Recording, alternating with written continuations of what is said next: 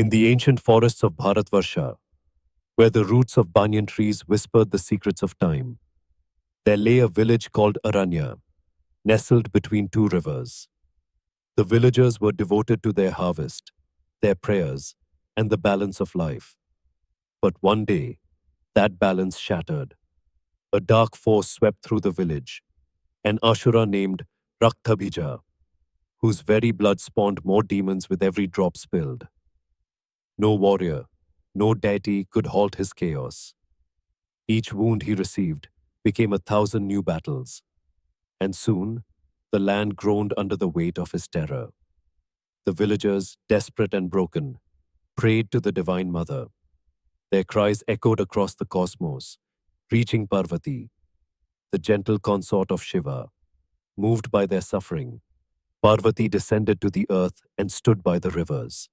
She looked upon the devastation, her heart aflame with fury. She closed her eyes and summoned her inner essence, the primal force that lay dormant within her. In a surge of boundless energy, she transformed. Her skin turned midnight blue, her eyes blazed red like the fires of creation, and her hair unbound itself into a storm. A garland of skulls adorned her neck, and her tongue flickered, thirsting for justice.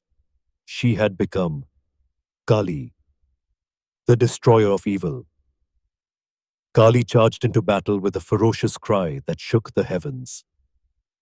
Her form moved like a shadow across the land, cutting down Rakthabhija's armies with a crescent-shaped blade.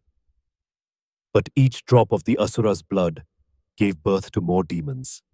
The battle seemed endless. Kali, unfazed, unleashed her divine strategy.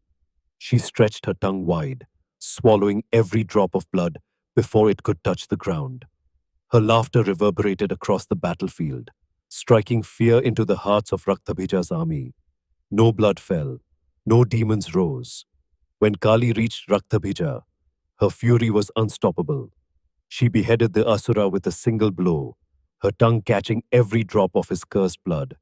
The skies darkened, the earth trembled, and the rivers roared as she danced upon his lifeless body, a dance of annihilation that shattered the last remnants of evil.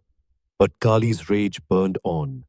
Her dance grew wilder, threatening to destroy the very fabric of existence. The gods, fearful of her unstoppable force, turned to calm Shiva. Only he could calm the goddess, who was both his consort and his equal. Shiva, knowing the depth of Kali's power, lay himself down in her path. As Kali's foot struck his chest, she stopped, her red eyes softening with recognition. She froze, her rage dissipating into the ether. The universe exhaled in relief. Kali knelt, her divine form returning to its gentler self. She placed her hand on Shiva's chest, her tears falling like rain. "Forgive me," she whispered.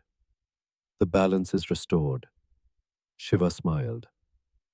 "You are time itself, my Devi. Destruction is not your fault. It is your nature. But even nature must rest." With the battle over, Kali disappeared into the cosmos, retreating into Parvati once more. The villagers of Aranya rebuilt their homes, worshipping Kali not with fear, but with devotion and gratitude. They understood that destruction was not an end, but a necessary force for transformation. The legend of Kali lived on, reminding all who heard it that she is both the fury and the mercy of the divine, a protector, a destroyer, and above all, the eternal flame of renewal. And so, in the darkest hours of life, when chaos reigns and hope feels distant, people whisper her name, Jai Kali Ma.